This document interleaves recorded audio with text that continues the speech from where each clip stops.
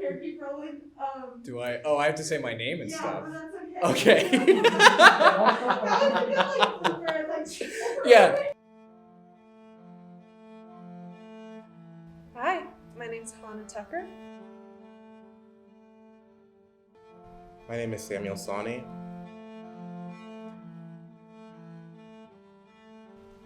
Hi, I'm Lauren.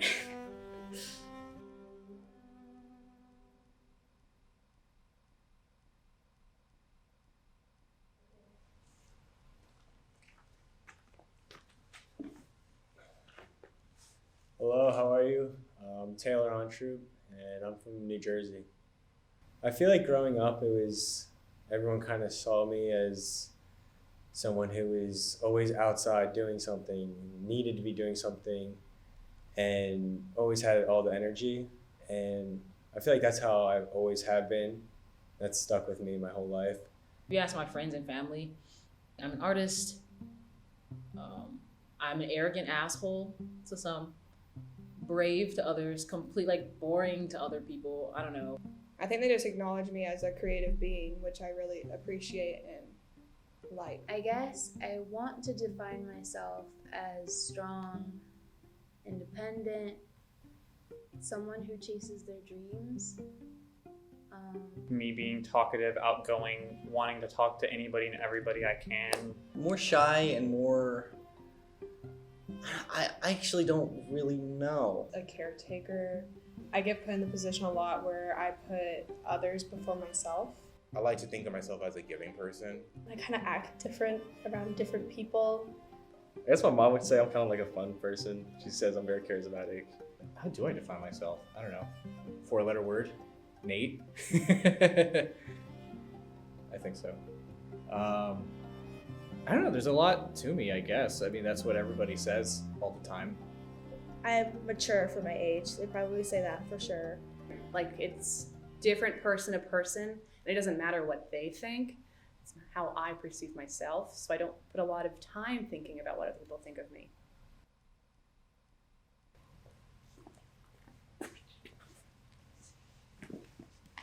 Hi, I'm Ivanis.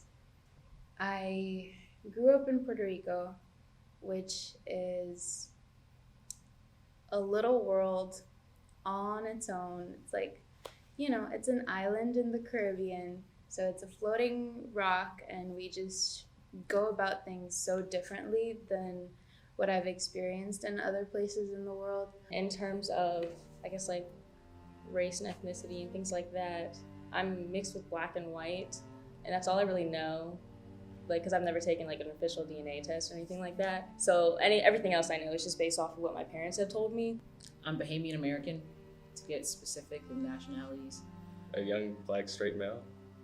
If we're talking about like ethnic and race-wise, it's like I'm mixed. My dad is from Guatemala. My mom she's white, but I was raised by my mom. So I definitely was raised in a white household. An unapologetic Black woman in science. My family, especially, being biracial, that's like not something that as I got older, it was something we focused on a bit more, but growing up, it was more so like who we are as far as personality. I really wouldn't change being Black. Like, I'm proud to be Black. My racial and ethnic identity is so integral to what has happened in my life. Because I've got a white dad, my mother was Filipina, and when I was very young, she unfortunately passed away. I saw it happen, and it has it's always been with me. I'm a child of divorce. My parents split across the country. Like, my dad moved out to California, my mom stayed in Florida, and I had to live between two homes, and that was weird. I felt like at home it was very just cut and dry. And when I did seek help, or when I was going through something, it felt like I was being punished in a sense. Because I'm the oldest in my family, so I do a lot for my brother and sister. Even though they're 2-3 years younger than I am, I still do a lot. I started watching them by myself when I was 10. So yeah, I'm like the second mom is what I used to be called. I love my parents love me. And I think my family don't really know who I am now. Not that that's a bad thing, I just think that I feel like the person that they grew up with is a different person that is coming home now.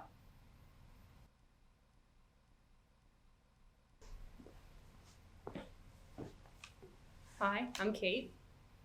The gay community. I guess that's where I get most of it from.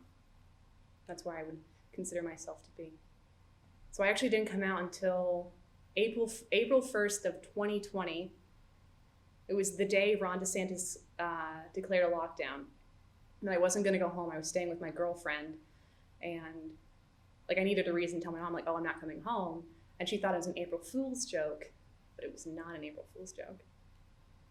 I do identify as a gay man, and you know, when I was younger and this kind of like first sprouted up and this was kind of first getting touched on with my family, I would maybe have said back then that it was a negative reaction from my parents, but as I've gotten older and like communicated more with them and understood them more, I wouldn't say it was necessarily a negative reaction now. I'm a bisexual woman. I mean, I eventually came out as pansexual. I'm bisexual. The bisexual woman. There's always that stigma of coming out of like, will they accept me, will they not accept me? Then they had found out by going through my phone, and so it was kind of like this moment where I wasn't necessarily ready, and I was very young. I was only 14. I was a freshman in high school, and I really didn't know how to communicate my emotions or what I was thinking properly. I came out to my dad like in a fit of rage of the election, which is not great. My father was very traditional in a sense, like, I remember when I was little, he was like, you should learn how to tie a tie because you have to do this for your husband when you're older. And I'm like, can't he dress himself? You know? I would be talked about, obviously, behind my back, or like some of the guys would try to tell the boss that I did something or I didn't make something right, and that anything bad that happened was put on me because I was the youngest, I was the newest, and I was the only woman in the kitchen. Like, I've had to prove myself as not only a woman in science, but as a Black woman in science, that I belong here and I belong in this space.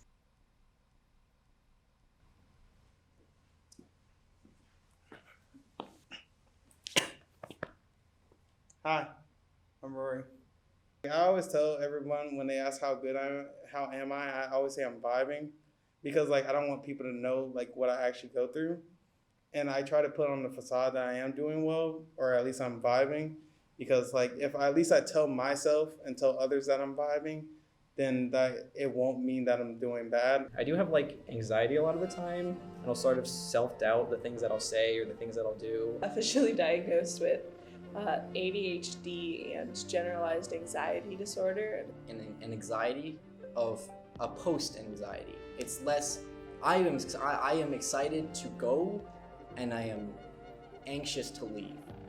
I'm afraid I'm gonna wake up from like a dream, and it turns out that I've actually gotten nowhere in life. It was really hard for me to fit in with certain like groups of kids when I was younger. I did like experience my fair share of bullying, of course, and all that. Every kid does. Like I've been punched a couple times. Like I had one time some kids broke yardsticks over my back. It was trials and tribulations of trying to prove myself that there was more going on in my personality, in my soul, in this body than what people saw on the outskirts. I wish people saw the whole picture instead of the one portion that they see of my life. Like, instead of seeing me walking in late from class, maybe see me rushing from somewhere to get to class. I just had some shit rock my world. I had an event that just really, I lost all that strength that I had gained, like all that resilience that I'd accrued over the years. And I was just like, holy shit, like maybe like I'm breakable. I think it would be my dad dying. He died when I was 15. That shaped me. It definitely gave me a lot of depression. Like finishing high school was tough without my dad, and like kind of finishing life was kind of hard because my dad was like my best friend.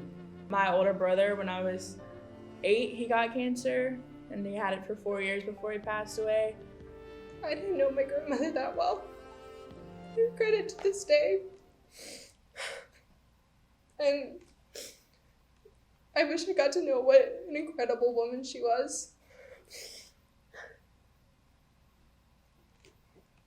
I'm sorry, there's snot going down my nose. You want a tissue? Yeah.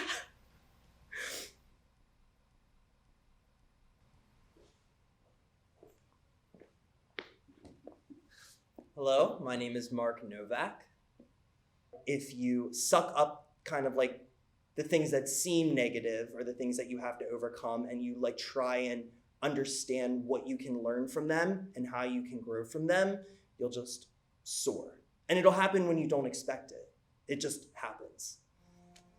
I'm on the right path, and yes, I'm gonna go through a bunch of crap. I can take it, and I'll take it, and I'll keep moving on from there, and I'm gonna learn from everything that I do.